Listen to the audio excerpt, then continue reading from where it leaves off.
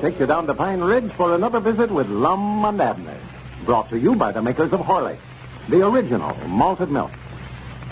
First, I'd like to point out that sometimes this matter of economy is carried much too far. A bargain's a bargain, of course, but not when you are getting actually inferior products on the promise that they will save you money. For instance, did you know that there are imitations of Horlicks which are decidedly inferior products? Many of them, you should know, use skim milk instead of the rich, full cream milk that Horlicks uses. Many contain a lot of ordinary sugar and inferior malt powder instead of Horlicks' selected wheat and choicest malted barley. And many are just mechanical mixtures of cheap ingredients, while Horlicks is made by the special Horlick process and is famous all over the world. So it will pay you to think twice about buying those so-called bargains in malted milk. Insist on getting Horlicks, the original and genuine. It contains concentrated, easily digested nutriments. And now, let's see what's happening down in Pine Ridge. You know, Lum quit Abner's employ last week and promptly joined forces with Squire Skimp in a new enterprise the Squire is starting. Last Friday, Lum was informed that he had been chosen as president of the new company, but as yet we haven't learned exactly what kind of business the Squire is getting into. As we look in on Pine Ridge today, we find Abner alone down at the Jot'em Down store. The telephone is just ringing. Listen.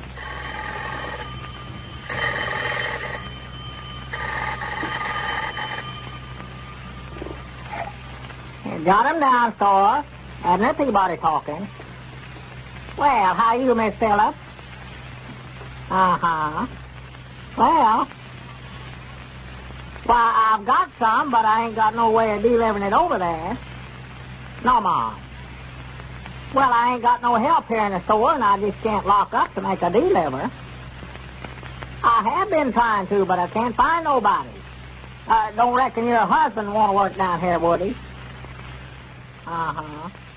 Invested in what? Oh, yeah, I believe I heard somebody else say something about buying some of that, too. Yeah, howdy, Abner. Huh? Oh, come in, Grandpap. I'll be down here in just a minute. Oh, yeah, go right ahead, Abner. Well, I'm sorry, Miss Phillips, that I can't deliver that. I could bring it by to you on the way home tonight. Oh, you do? Well, thank you anyway. All right. Goodbye. How you, Grandpap? Probably, I reckon, Abner. My woman said you left word for me to come over here to the store when I got in. You wanted to see me. Yeah. Sit down, Grandpa. How would you like to go back to work for me here in the store?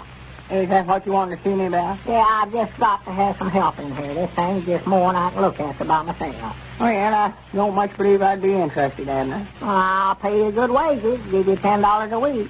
Well, there was a time when that'd sound awful big to me, Abner, but not anymore. Why, it's as much now as it ever was. It sounds like chicken feed to me. Like chicken feed? Well, small things. Well, now, that $10 a week would come in mighty handy, Grandpa. That's $40 a month. We collect that. Yeah. Oh, it's good enough wages, I reckon, Abner, for anybody that needs the money. Personal, I'm sort of figuring on retiring myself. Just quitting work and taking life easy. I'll have more money than I know what to do with anyway. More money than you know what to do with. Well, I ain't got it yet, but I will have it. Oh, some of your relations leave you something? No, just a little invest I made. A friend of mine let me in on a proposition. What is it, Grandpa? Well, I ain't supposed to say nothing about it, but I'll tell you. I bought a little stock in a silver mine out in Arizona, so I'm kind of a millionaire now, sort of. Oh, yeah. Uncle Henry Lunsford was telling me yesterday that he bought some stock in there. The Great Western Sterling Silver Company, I believe he called it. Yeah, that's the name of it. Yeah. Great Western Sterling Silver Company. And I never knowed Uncle Henry was in the company. I'll have to have Charity invite them over to the place some night. Us being partners in business together now, you might say. Yeah, Miss Phillips was just now telling me on the phone that Luther bought some of it, too. Well, good for Luther. Good for him. It'll make him rich. Well. Yeah, sure it will. I ought to go by and see him, I reckon. Tell him how glad I am he's in the company with me. But I reckon he'll be over to the party tonight. I can tell him over there. Party? Who's having a party? Well, it ain't exactly a party. Banquet, I believe they call it. They're having it down at the Lodge Hall tonight. Just for the 400 set here in Pine Ridge, the millionaires. The millionaires? Yeah, there's folks that's bought stock in the Great Western Sterling Silver Company. Oh. People ain't going to mix and mingle around here like they used to, Abner. There's more likely to be a dividing line drawn amongst us, social. So they're separating the sheep from the goats and all. Well, they ain't taking sheep and goats into society, too, are they? Well, now, what I mean, Abner, we're going to have to give it up. Wait a minute, I believe that's my ring, Grandpap. More likely somebody else wanting something delivered.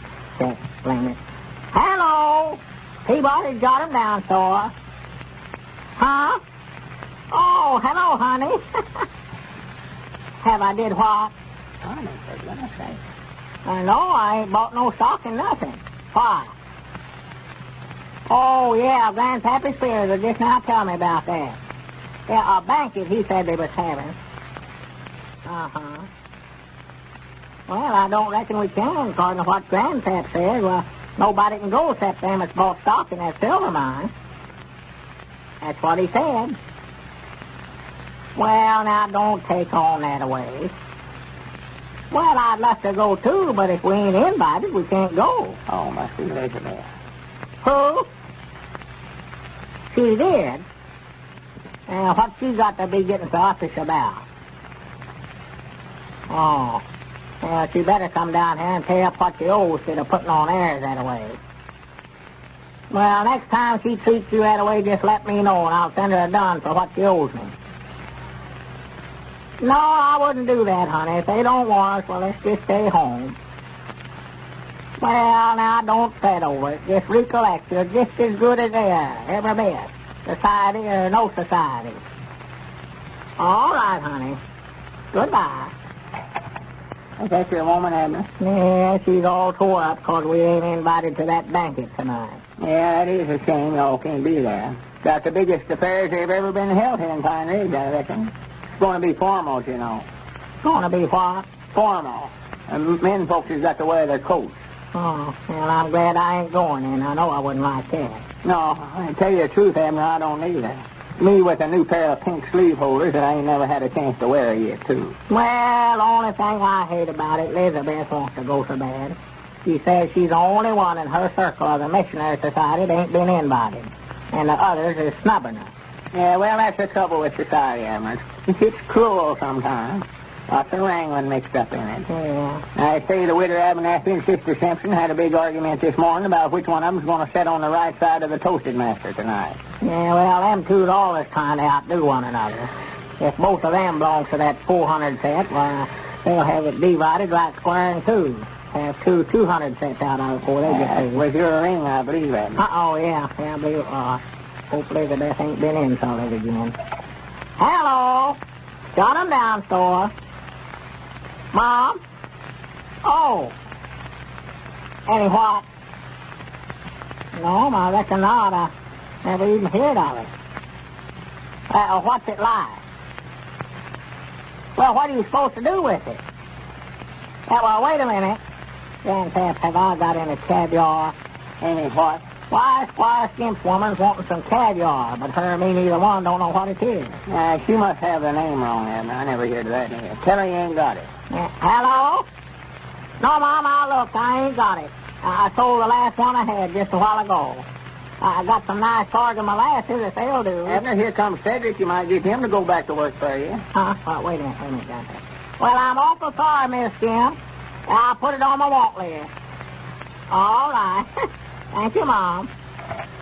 Now, I don't know whether to ask the dry goods salesman or the hardware salesman first. Well, howdy, Mr. Abner. Hello, Grandpap. Yeah, Cedric, you're the very fellow I want to see. Yeah, Abner's got some good news for you, Cedric. Yes, sir. How would you like to go back to work here in the store for me, Cedric? Well, I don't hardly know. I'll give you $5 a week. Well, that sounds good, all right, but I ain't working no more nowadays, though. Ain't working? No, I don't aim to ever hit another tap. Just spend all my time spending my money. Oh, for goodness sake, Cedric. Have you bought some of that silver mining stock, too? Yes, Mom. How'd you find it out? Well, I figured you had. Dad, blame it, ain't you nobody left around this town that wants to work? I don't know. Mose Moose closed up his barber shop a while ago, locked the front door, and throwed the key away. He ain't going to work no more neither. Well, I'll swan to goodness. I think the folks around here is losing their reason, if you don't mind notion, don't it? Whoever's selling all that stock is just ruining the town. Why, he's doing everybody a big favor by letting them in on it, Abner. Well, I hope you're right. Boy, we're going to make all kinds of money out of it. You see, I've got it down here somewhere as I set the figures down. Yeah, here it is. For $25, that's a half a stock I bought. I'm going to get back $4,064 by next March. For the land thing. Yeah, and $100 worth will make me better than $16,000. Well, here comes Lum Abner. Undoubtedly, he ain't coming in here. Yeah, I believe he is, Abner. I know that he ain't even been speaking to me. Maybe he wants to make up with me. And Lum's a fine man, Abner. Here's to me sure is. I don't know what folks around here do without him. I know that I bound you him and Squire's had a falling out already. He's coming back over here to ask me for his job back. I figured they wouldn't get along together when Lum joined up with him. Lum's a good man, all right, but he just never has learned how to take orders. He wants to be the boss of everything. And I don't think he's wanting his job back, Abner. Well, come in, Lum, come in. How do you do, gentlemen? How do you do? Is the proprietor in? Is the who in? The proprietor, the boss. The fellow that owns this business. Well, what's the matter with you, Lum? You know that I own this business. I'm the boss. Well, good evening, sir. I want to introduce myself. Edwards is my name. Here, have one of my cards. What is? Oh, yeah. Yeah, sure, much obliged. I told you that's a right nice-looking leather case you got them in there. Oh, yeah. All us big businessmen have to carry pieces of that to let folks know who we are. Without coming right out and saying so. The Great Western Sterling Silver Company. Lum Edwards, President? You mean that you're the president? Mr. Peabody, if you'd be so kind as to spare me a few minutes of your time, I'd like to show you a proposition. Well, it looks like our old friend Lum is responsible for all this sudden wealth in Pine Ridge. Here's a letter from Mrs. Ben Adams of Waverly, Ohio, which shows to good advantage the use of Horlicks tablets for young children. My small son loves sweet things to eat. I was told that these weren't good for him, but I hated taking away from him something he enjoyed so much. I wondered what I could give him to take their place. One day I happened to purchase a bottle of Horlicks tablets for myself. I'd been listening to Lum and Abner and knew that Horlicks was good for children, so I gave my little boy one. My problem was immediately solved. He actually loves Horlicks tablets now, in preference to the sweet things he used to like so much. Well, that's fine, Mrs. Adams. You certainly won't make a mistake giving him Horlicks. Horlicks tablets contain many essential elements and vitamins for building strong bodies and firm bones and sound teeth, and are fine for all youngsters. Mothers, you can get Horlicks tablets at your dealers in either natural or chocolate flavor. This is Carlton Brickert speaking for Lum and Abner and Horlicks. Who now bid you all goodbye until tomorrow at this same time.